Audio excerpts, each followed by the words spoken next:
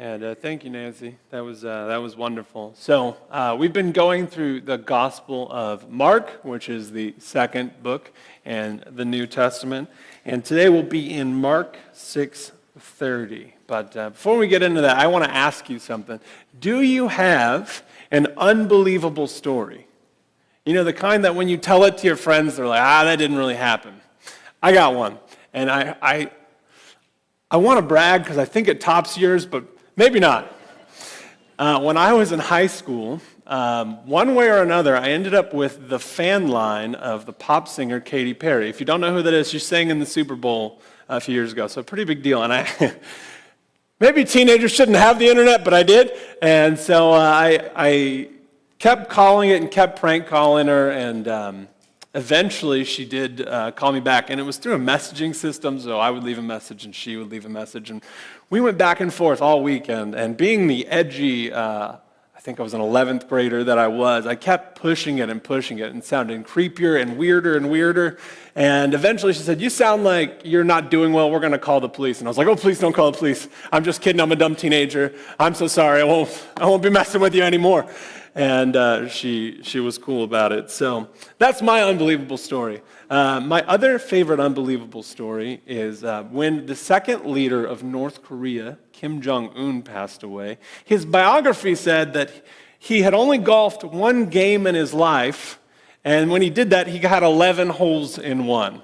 Right, no one's ever done that. And ESPN put out this article. It said, "World's greatest golfer ever dies today." Right, pretty tongue-in-cheek, because he definitely didn't do that. There's absolutely no way. Not unless he had some kind of supernatural force. And so we enter into one of the most unbelievable stories in all of Scripture. And so before we get into the meat and we explain what this passage is about, I want to explain how we know it's true. And the reason I want to harp on this for this passage is there's 4 different written accounts of this in Scripture. There's not a lot of Bible stories that are repeated. Very, very uncommon thing, much less 4. Now, for something from 2,000 years ago, right, a story from 2,000 years ago, it's really uncommon to even have one written account. I mean, can you imagine? How do those things survive? God only knows, literally. And so we have to ask ourselves a few questions to figure out if it's true. We want to know who was writing and who were they writing to? How many accounts do we have, and do these accounts match up? So this story appears in all 4 of the Gospels, the first 4 books of the Old Testament, Matthew, Mark, Luke, and John, right? And those are the books that are about Jesus' life, and each account is kind of different. So let's jump into Mark's account of this story. So Mark 6:30 through 44. "The apostles gathered around Jesus, and they reported to him all that they had done and taught. Then because so many people were coming and going that they did not even have a chance to eat, he said to them, 'Come with me by yourselves to a quiet place and get some rest.' So they went away by themselves in a boat to a solitary place, but many who saw them leaving recognized them and ran on foot from all the towns and got there ahead of them. When Jesus landed and saw a large crowd, he had compassion on them because they were like sheep without a shepherd. So he began teaching them many things. By this time it was late in the day, so his disciples came to him and said, 'This is a remote place, and it's already very late. Send the people away so they can go out to the surrounding countryside and villages and buy themselves something to eat.' But he answered, 'You give them something to eat.' They said to him, 'That would take more than half a year's wages. Are we to go and spend that much on bread and give it to them to eat?' 'How many loaves do you have?' he asked. 'Go and see.' When they found out, they said, 5 and 2 fish. Then Jesus directed them all to have all the people sit down in groups on the green grass, and they sat down in groups of hundreds and 50s. Taking the 5 loaves and 2 fish, and looking up to heaven, he gave thanks, and he broke the loaves. Then he gave them to his disciples to distribute to the people. He also divided the 2 fish among them all. They ate and were satisfied. So the disciples picked up 12 basketfuls of broken pieces of bread and fish. The number of men who had eaten was 5,000. So they were able to take 5 loaves and 2 fish and multiply it to feed 5,000 people. Absolutely unbelievable. Miraculous, right? I mean, that's something that if you are an outsider, you've never read the Bible and you read this story, you should look at it and go, I don't know, right? I've never seen anybody multiply bread and fish. I would be skeptical. One of the ways we know this is a true account is that 2 of our accounts in the Bible, Matthew and John, they were there, right? It says that the apostles, the 12 apostles, were there. They saw it with their own eyes. They're writing from their own memory. Mark and Luke probably were not there, but Eusebius, an early church historian around 300 AD, says that Mark's gospel is based on what Peter told him. So Peter was there, and he's writing down what Peter told him. And Luke is a first-rate historian. When you read the Gospel of Luke, he is very good about names, about places, and because of that, we're able to date it. He's very, very, very good. So let's look at some of the details. So in Mark, he mentions this happening in a solitary place. We can tell by the story it's somewhere near Bethsaida.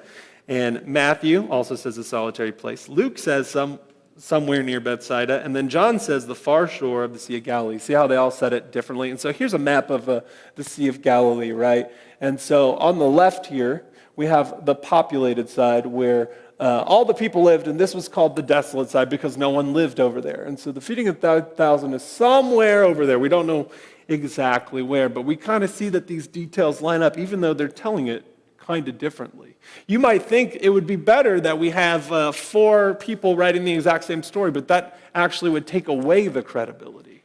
That would mean they probably copied each other and didn't have these different eyewitness accounts. Now, it's possible they copied each other, and that's okay too, but they were definitely there. And what's so amazing is you see these details in their different story just so happen to line up. Mark, at the beginning of the story, he says all these people are coming and going, but he doesn't say why, right? It's so busy where they are, they can't stop and eat. It's just super busy. Well, John mentions that this is happening right around Passover, which would have been a major Jewish holiday where you would have gone home and spent time with your family, right? And so that's why it's so busy. Not only that, Mark, for some reason, mentions they're sitting on green grass. If you've never been to Israel, the window of actually seeing, this is like floating back, natural green grass is a lot like here. It's like 3 weeks, right? We water our grass, we take care of it. But if you were to sit grass in the wild, it's really not going to last that long. And it's exactly the same there. It would have been in the spring, right around Passover. So we see these things line up. In particular, if you and I were to go on a vacation together, right, and we were to come back, we're going to tell it kind of differently. And if I mention details that you don't, does it mean that I'm lying? No, a good storyteller doesn't tell all of the details. I certainly hope not. If you talk about all the steps you took and all the breaths you took, and you know what I mean, you got it down to the nitty-gritty, it would be a horrible story. You would lose your audience like that.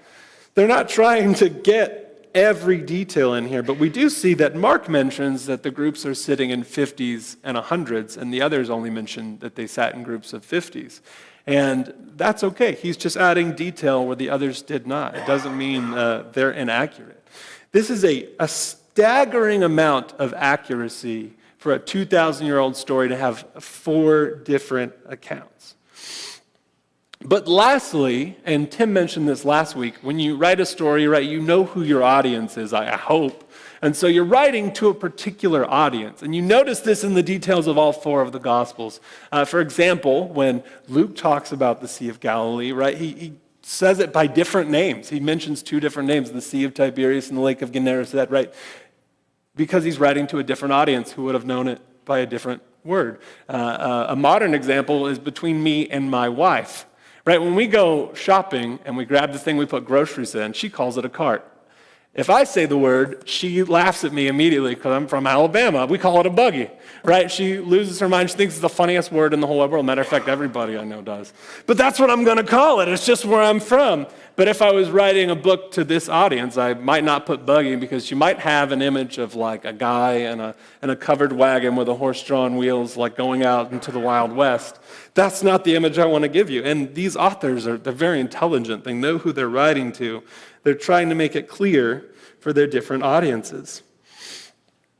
And did you notice in Mark's telling of this story, it talks about Jesus teaching, but we have no idea what he taught.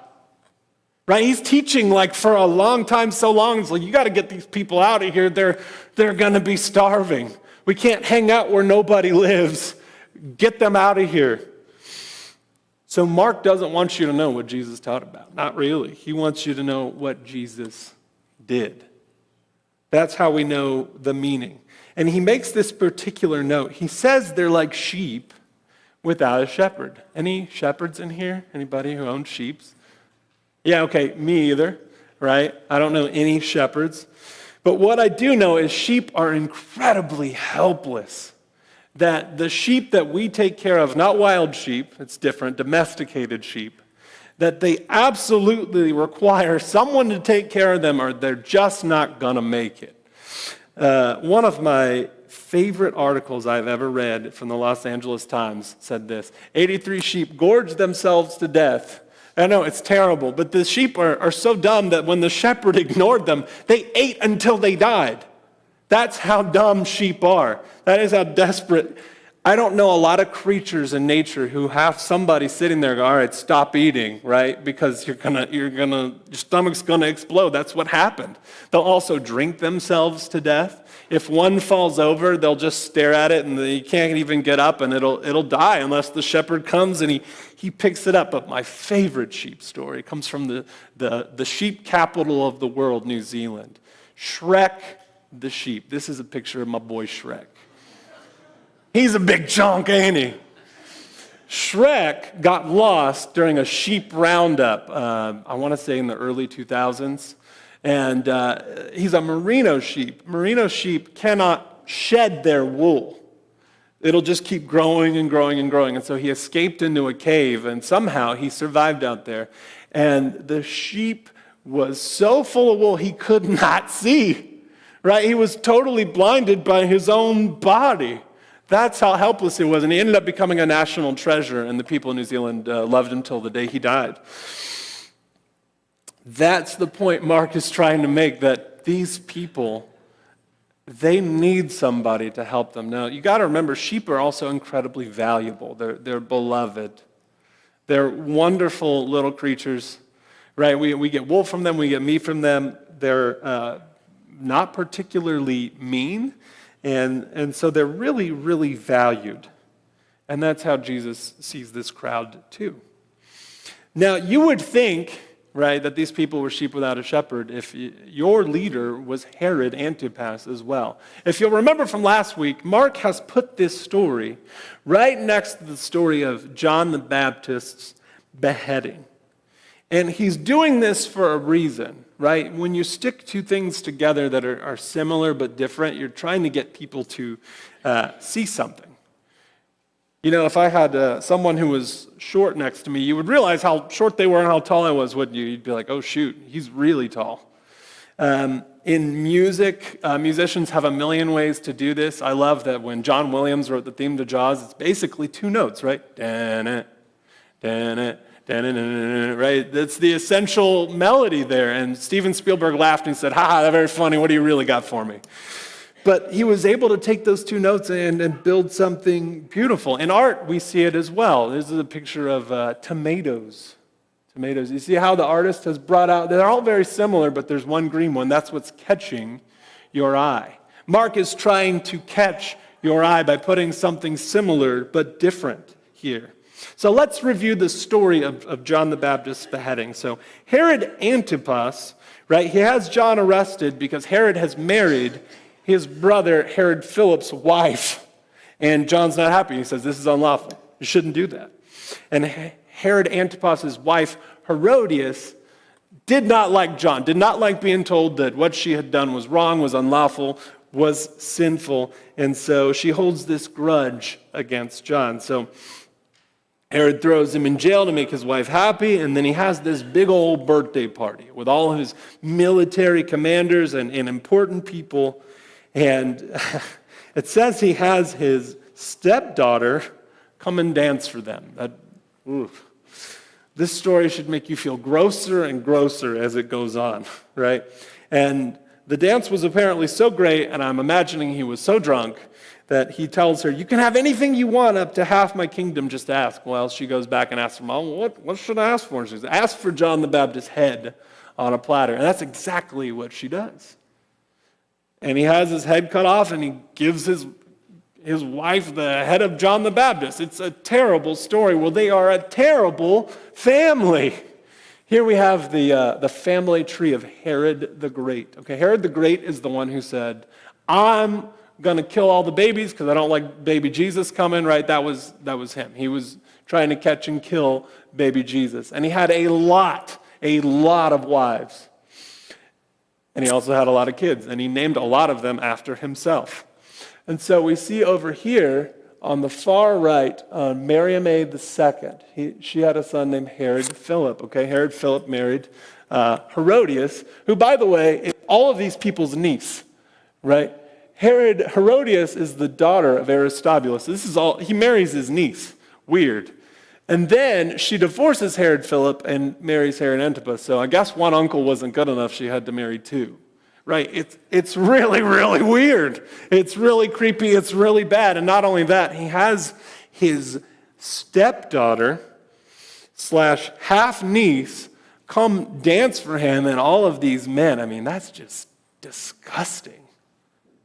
Right? This is a horrible, horrible man. And not only that, he lops off one of the only spiritual leaders in the Gospels that we hear positively about, which is John the Baptist.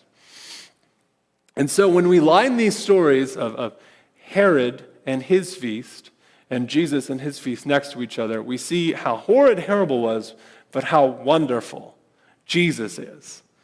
So we notice that Herod, at his party, he invites the important people, right? He has these military commanders and officers and important people. But Jesus, the door's open to everybody, isn't it?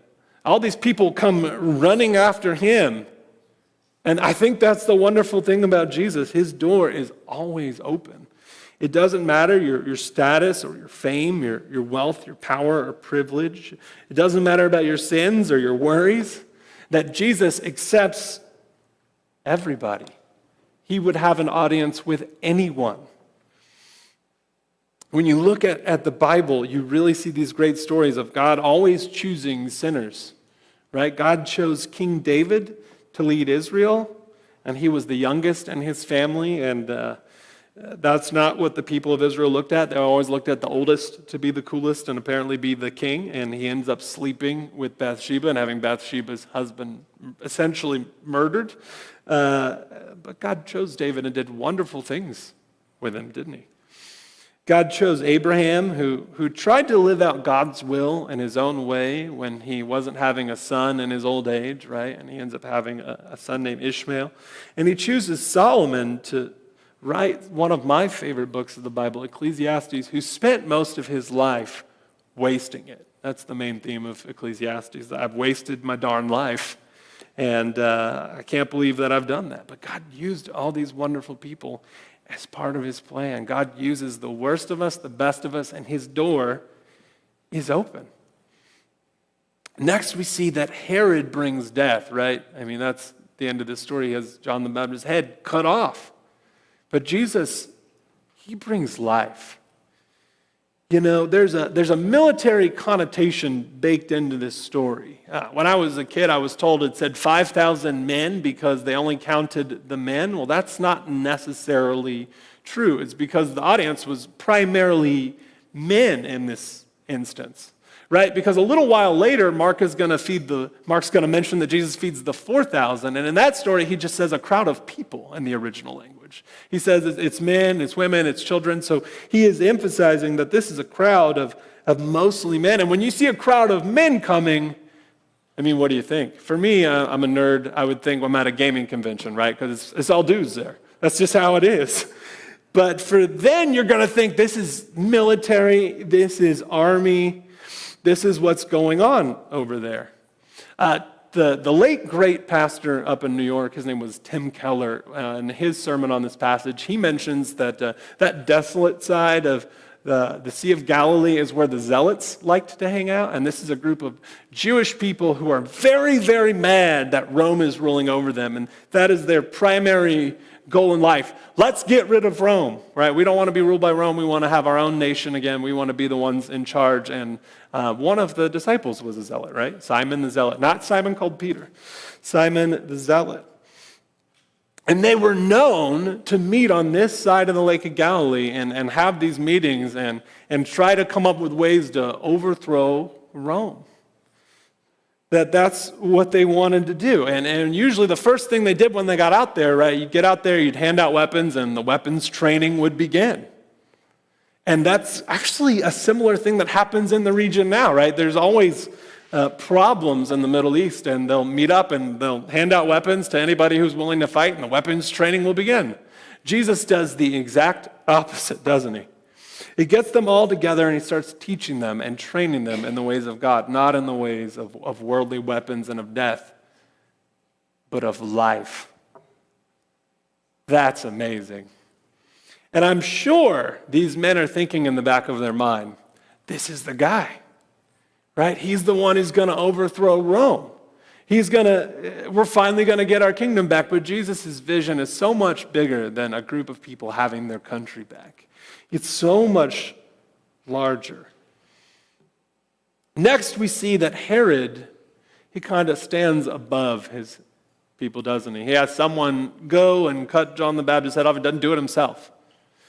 While Jesus does stand above us because he is God, you see that he's working alongside of his people to accomplish his mission.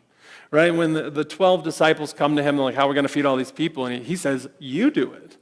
And they're like, who's got that kind of money? Right? A year and a half's wages to feed people, that would probably be something in the ballpark of, $80,000 minimum. Who has that kind of money to throw around to feed people? And then you got to go get the food. And anyway, it really is an impossible task. But Jesus is like, no, just wait. And he thanks God for the bread, and he starts breaking it, and he starts handing it out, right? And he hands it out to the 12, who then hand it out to the crowd. He includes them in on the work, and they all get to experience this wonderful, amazing move of God that really is like no other. You see, in these four Gospels, Matthew, Mark, Luke, and John, a lot of stories are not in all four. Mostly it's just the resurrection, right? When Jesus died and he came back to life. That's mentioned all four times. This is one of the only other stories and the only other miracle that's mentioned in all four. That's how big of a story this was. Apparently 4,000 was only good enough for two Gospels. I guess 1,000 less, Anyway. But that's the amazing thing. I think God always intended to rule with us. When you look at Genesis, you see that God's plan was always to work with us, to work beside us, yes, also above us, but he includes us in the work. And he's not the kind of guy, y'all ever have that PE teacher, who tells you to run, you're like, bro, you can't run.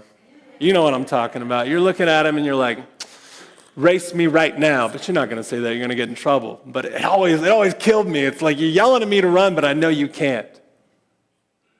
Our Lord and our Savior is nothing like that. He is running along beside us, ahead of us, and with us. You see, he is the good shepherd. When you are lost and without a leader, Jesus has a heart for you. This is such a revolutionary and life-changing message. Leaders don't usually look like this, do they? Especially ones who are also God. Right? Philippians chapter 2 talks about how Jesus lowered himself. Can you imagine sitting up there in heavenly perfection and then to take on this lesser form of humanity, but also maintain your godhood and to tack it on forever, right? I don't think when Jesus died and he rose again, he was like, I'm not human anymore, and kicked it off. No, he's still very much human. And when he was here on the earth, he lived with a lot of our limitations, didn't he? He wasn't constantly doing miracles, break the rules. He wasn't like, man, I'm just going to teleport. I don't want to go there.